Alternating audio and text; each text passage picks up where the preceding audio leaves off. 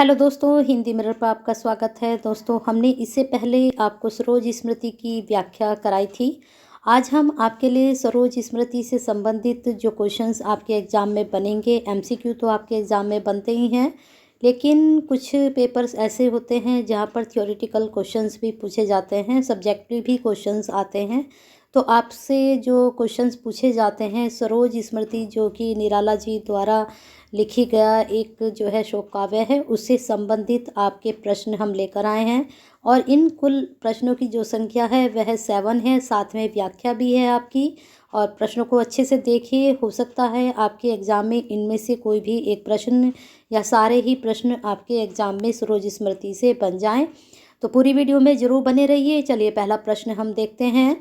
सरोज के नववधु रूप का वर्णन अपने शब्दों में आपको करना है। पहले हमने जो आपको व्याख्या बताई थी उसमें हमने आपको रूप वर्णन बताया था कि जब वो दुल्हन की तरह सजती है तो जो निराला जी हैं उसके जो रूप होता है उसमें अपनी जो पत्नी है, उनकी पत्नी जब शादी हुई थी तो वो अपनी पत्नी का जो है थोड़ा बहुत रूप उसमें देखते हैं कि वो भी ऐसी ही लगी थी। और साथ में जो है हम आपको आगे बताते हैं कि किस तरह से उसकी व्याख्या की गई है रूप की। निराला जी ने किस तरह से अपनी पुत्री के विवाह के समय उसको जो है एक्सप्लेन किया है, चलो देखते हैं। कवि के अनुसार उनकी जो पुत्री है सरोज विवाह के समय कामदेव की पत्नी रति जैसी सुंदर लग रही थी। जब वह मंद मंद करके हंसती है तो लगता मानो दामिनी बिजली उसके होठों के मध्य फंस गई हो। विवाह की प्रसन्नता के कारण उसकी आंखों में चमक विद्यमान थी। रूप और गुणों में वह अपनी माँ की प्रतिछाया प्रतीत हो रही थी। हमने बताया था ना कहीं वो ऐसी लग रही थी जैसे कि उनकी पत्नी लगती हो, यानी कि अपनी बेटी में उनकी बेटी में उनकी जो उसकी माँ थी उसकी झलक दिखाई दे रही थी। उसका सौंदर्य उसके अंग प्रत्यंग में उच्छ्वास, गहरी छोड़ी गई सांस को उच्छ्वास बोलते हैं, के समान विकसित होकर फैल गया था। एक नई नवेली दुल्हन की आंखों में व्याप्त लज्जा और संकोच उसकी आंखों में भी चमक भर दे रहा था तथा वह झुक झुक जाती थी, यानी कि उस लज्जा के कारण वह शर्मा जाती थी।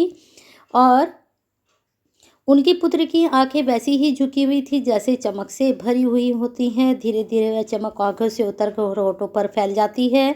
यह चमक उनकी पुत्री के होठों में स्वाभाविक कंपन पैदा कर रही थी। तो बहुत ही सुंदर चित्रण उन्होंने, जब उनकी पुत्री विवाह के लिए तैयार हुई तो उन्होंने अपनी पुत्री का बहुत ही सुंदर वर्णन किया है। चलिए नेक्स्ट क्वेश्चन देखते हैं आपका।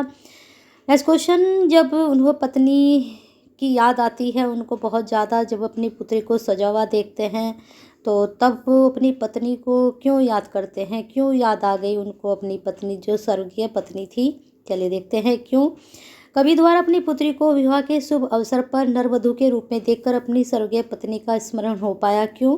दुल्हन के कपड़ों में उनकी पुत्री बहुत ही सुंदर प्रतीत हो रही थी, लग रही थी। उसके अंदर अपनी माँ की झलक दिखाई देती थी, यानी कि अपनी माँ का ही प्रतिरूप थी। अपनी पत्नी के साथ मिलकर गाई गई कविताएं उन्हें अपनी पुत्री सरोज के रूप में साकार होती दिखाई दे रही थी। वह सरोज को देखकर भाव विभोर, यानी कि बहुत ही ज़्यादा वो प्यार में विभोर हो गए थे और उसे लगता है कि मानो उसकी पत्नी सरोज का रूप धारण करके सामने खड़ी हो। मतलब उनकी जो पुत्री थी सरोज, ये मैं कई बार आपको बता चुकी हूँ कि कहीं ना कहीं उसमें अपनी पत्नी की झलक वो देख रहे थे। साक्षात वो अपनी माँ जैसी ही लग रही थी। पुत्री को विवाह के समय शिक्षा देते समय भी कवि ने अपनी पत्नी का स्मरण हो आता है कि अगर उसकी माँ होती तो शायद वो इसी तरह की वह शिक्षा देती। माँ विवाह के समय पुत्री को उसके सुखी ग्रस्त जीवन के लिए शिक्षाएं देती हैं और उसको बताती हैं कि वह अपने जो गृहस्थ है उसको किस तरह से गुजारेगी, किस तरह से उसमें रहेगी। सब उसको आशीष दी जाती हैं, बातें बताई जाती हैं। परंतु पत्नी की अनुपस्थिति में कवि को ही यह कार्य करना पड़ता है, यानी कि कार्य जो है निराला जी को खुद ही करना पड़ता है अपनी पुत्री सरोज के साथ। ऐसे महत्वपूर्ण समय में पत्नी का भाव उनको याद दिला देता है कि अगर आज इसकी माँ होती सरोज की और मेरी पत्नी होती तो शायद जो कार्य मैं कर रहा हूँ वह उसकी माँ ही करती। तो ये सब बातें लेकर जो है निराला जी अपनी पत्नी को याद करते हैं। चलिए नेक्स्ट क्वेश्चन देखते हैं। आकाश बदलकर बना मही में आकाश और मही शब्द किसकी ओर संकेत करता है? अब ये जो पंक्ति है मैंने आपको जो व्याख्या कराई है वहाँ पर है, इसको आप जाकर देख सकते हैं। आकाश बदल कर बना मही, तो उसमें आकाश का और मही शब्द की आपको बताना है कि किसकी ओर संकेत कर रहे हैं। आंसर हम यहाँ पर आप बता रहे हैं, लेकिन पंक्ति आप पढ़ना इसकी। ये शब्द कवि की श्रृंगार से पूर्ण कल्पनाओं तथा उसकी पुत्री सरोज की ओर संकेत करते हैं, यानी कि जो निराला जी हैं उनकी कल्पना से संबंधित ये शब्द है, और ये जो सरोज पुत्री है उसकी ओर संकेत कर रहे हैं। किस तरह से कर रहे हैं देखते हैं। उनके अनुसार वह अपनी कविताओं में श्रृंगार भाव से युक्त कल्पनाएं किया करता था, और अधिकतर कवि जो हैं कल्पनाओं में ही वशीभूत अब होकर अपनी कविताएं करते हैं। उसमें कहीं ना कहीं सच्चाई भी होती है, लेकिन कल्पना भी समाहित होती है। जब उसने नववधू के रूप में अपनी पुत्री को देखा तो उन्हें ऐसा लगा जैसे उनकी पुत्री सौंदर्य में वह कल्पनाएं साकार हो गई हैं। तो उन्होंने जब अपनी पुत्री को सजा हुआ देखा एक दुल्हन के रूप में, तो उन्हें लगा कि यही सौंदर्य होता है और ये मेरी कल्पना मात्र था, लेकिन आज ये सच हो गया है। और यह जो मेरी कल्पना थी वह धरती पर उतर आई है। साक्षात अब मैंने इसके दर्शन कर लिए हैं, जिस कल्पना में मैं डूबा रहता था सौंदर्य के। ठीक है। अतः आकाश को वह श्रृंगार भाव से युक्त कल्पनाएं तथा मही के रूप में पुत्री सरोज की ओर संकेत करता है। तो आकाश को वह श्रृंगार भाव समझते हैं ना, जो रस का रूप होता है श्रृंगार रस, उस रूप में, और मही के रूप में अपनी पुत्री, मही पर यहाँ पर रूप लिया गया है, पुत्री सरोज के रूप में वह संकेत करते हैं अपनी कल्पनाएं, और मही के रूप में सरोज पुत्री को। ठीक है। तो मुझे लगता है ये क्लियर हो चुका होगा आपको, आकाश और मही शब्द की जो है उन्होंने किस रूप में इसको संकेत किया है। चलिए नेक्स्ट क्वेश्चन देखते हैं आपका। सरोज का विवाह अन्य विवाहों से किस प्रकार भिन्न था। प्रश्न बहुत अच्छा है और एग्जाम में अक्सर बनता है। तो चलिए देखते हैं इसमें क्यों भिन्न था। अब आपको जब मैंने व्याख्या कराई थी तब मैंने वहाँ आपको समझाया भी था कि उन्होंने किसी रिश्तेदार को नहीं बुलाया था, बहुत ही कम लोगों के बुलाकर उन्होंने अपनी पुत्री का विवाह संपन्न कराया था। ना ही कोई शराबा था, ना ही कोई गीत गाए गए थे, बस उन्होंने अपनी पुत्री का विवाह की एक रस्म मात्र ही पूरा किया था। तो थोड़ा और विस्तार से देखते हैं। सरोज का विवाह अन्य विवाहों की तरह चमक दमक शोर शराबे से रहित था, क्योंकि रिश्तेदार भी नहीं थे। सरोज का विवाह बहुत ही सादे तरीके से किया गया था। इस विवाह में समस्त रिश्तेदारों, मित्रों, पड़ोसियों को नहीं बुलाया गया था, बल्कि परिवार के कुछ लोगों के मध्य ही यह संपन्न हो गया था। यानी कि जो उसके मामा मामी, मैंने आपको बताया था नाना नानी के पास वो रहकर पली बड़ी थी, तो बस वो लोग थे, और उसके ससुराल वाले, इन सब के बीच ही रहकर उसका विवाह संपन्न हो गया था। चलिए देखते हैं। इसमें संगीत तथा मेहंदी जैसी रस्मों का भी अभाव था, यानी कि ये रस्म भी नहीं की गई थी, और किसी ने विवाह के गीत भी नहीं गाए थे, न ही लोगों का तांता, यानी कि कोई किसी को नहीं बुलाया गया था शादी में। बस चारों तरफ शांति विराजमान थी। वह विवाह इसी शांति के मध्य हो गया था। जब कोई रिश्तेदार नहीं थे, कोई गाना बजाना नहीं था, तो शांति तो होनी ही थी, और शांति के मध्य विवाह संपन्न हुआ था। और माँ के अभाव में कवि ने ही माँ की जिम्मेदारी को निभाया तथा उसे कुल संबंधी नसीहतें दी थी। कुल संबंधी समझ रहे हैं, यानी कि जो ससुराल से संबंधित बातें होती हैं वो सारी निराला जी ने ही अपनी पुत्री को समझाई थी, जो कि एक माँ अपनी पुत्री को समझाती है। तो इस प्रकार से जो सरोज का विवाह था उनकी पुत्री का अन्य विवाहों से बिल्कुल अलग था, यानी कि भिन्न था। तो जो क्वेश्चंस आपको समझाए जा रहे हैं, मुझे लगता है आपको ये समझ में आ रहे होंगे, और क्वेश्चंस के अगर आपने व्याख्या पढ़ी है तो आप सारे प्रश्न कर सकते हैं, और अगर आपने सारे प्रश्न पढ़े हैं तो व्याख्या का कोई भी आपके पास पंक्ति आएगी तो आप प्रश्न व्याख्या भी आराम से कर सकते हैं। तो दोनों को आप ध्यान से देखेंगे तो बिल्कुल आपका ये सरोज स्मृति जो है क्लियर हो जाएगा। चलिए नेक्स्ट क्वेश्चन देखते हैं आपका।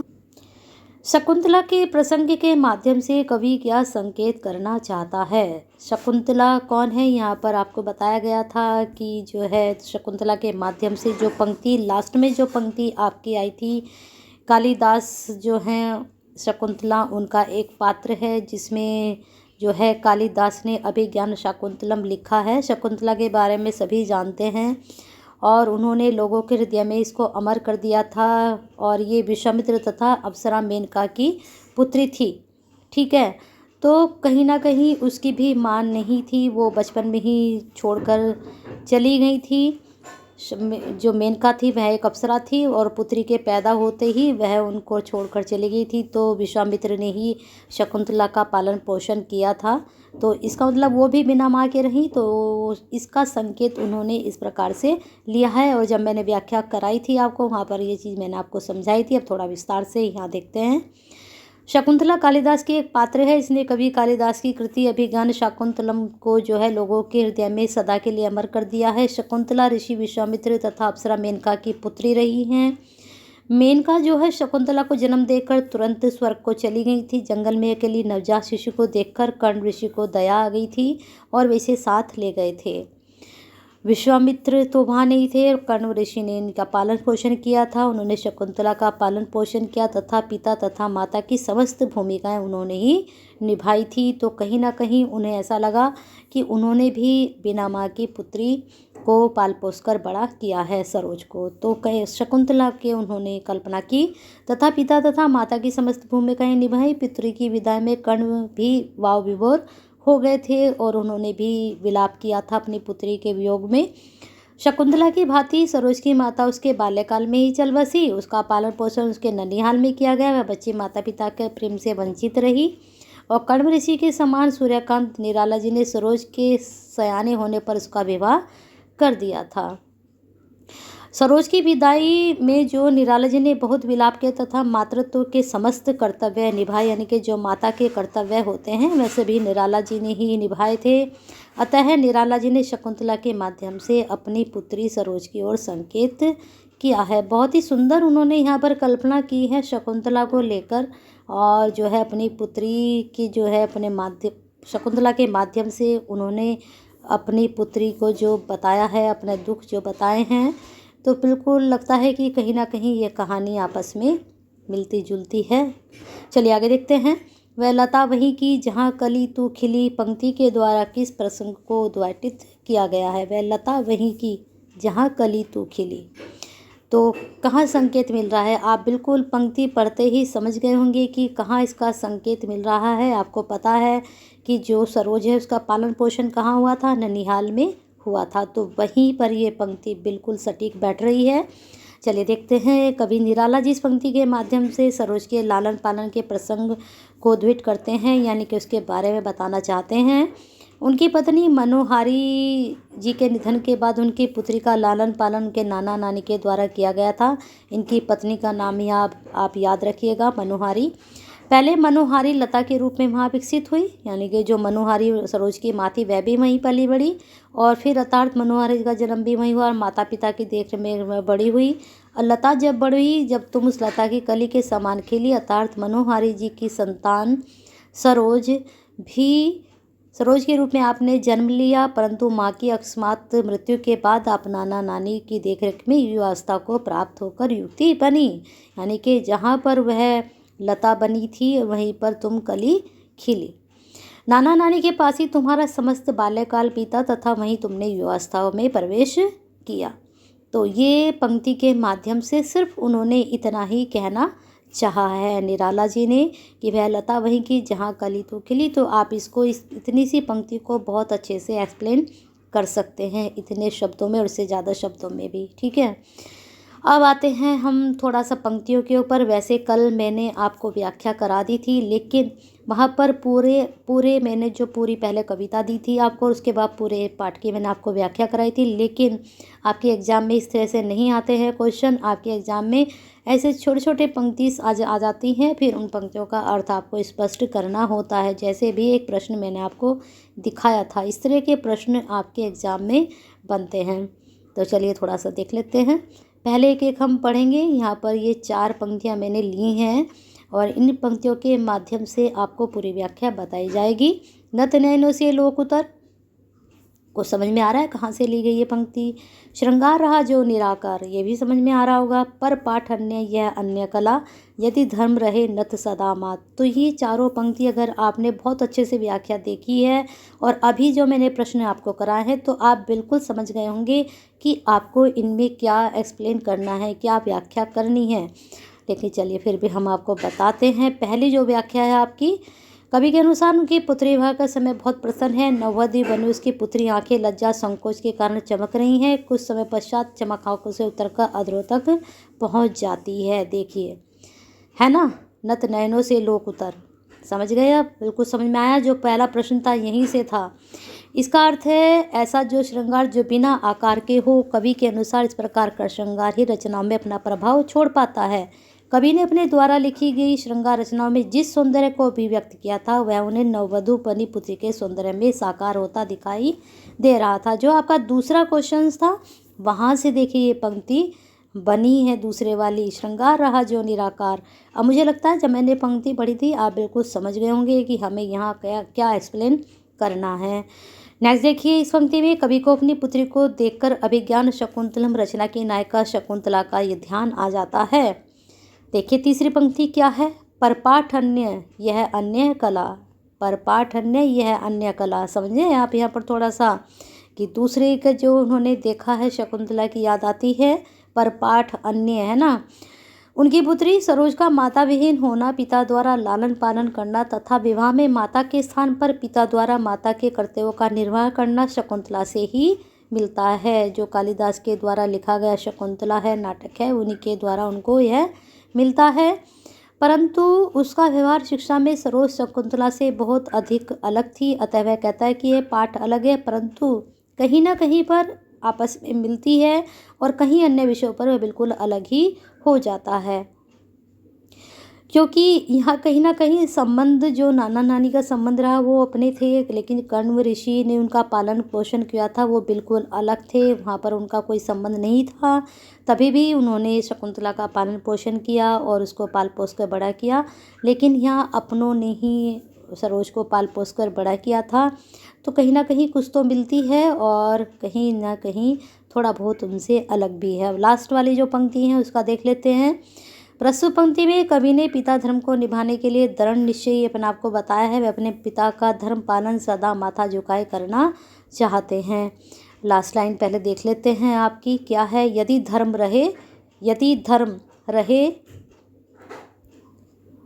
रहे नत सदा माथ। तो बस थोड़ा सा यहाँ पर उन्होंने बताया है कि मैं जो हूँ अपना जो धर्म है माथा झुकाकर करना चाहता हूँ।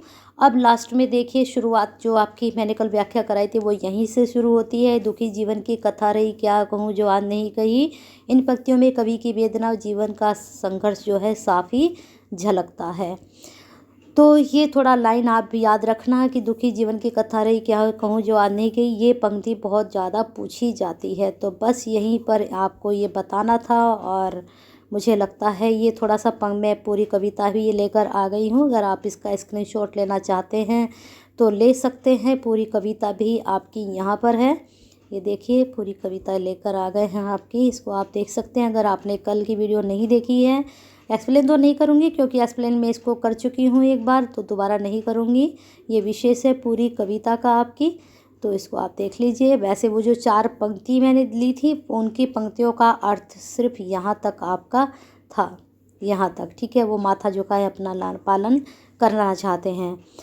तो अगर व्याख्या जो हमने की है पंक्तियों की और जो प्रश्न हमने आपको कराए हैं जो आपके एग्ज़ाम से संबंधित हैं, अगर आपको पसंद आए हैं तो क्या करना है, एक छोटा सा लाइक तो बनता है और शेयर भी बनता है। अगर ये आपके सिलेबस में नहीं है सरोज स्मृति तो आप उनके लिए शेयर कीजिए जिनके सिलेबस में सरोज स्मृति है, और कमेंट तो ज़रूर कीजिए क्योंकि कमेंट तो बनता है। इतनी मेहनत हिंदी मिरर आपके लिए करता है तो एक कमेंट तो बनता ही है ना।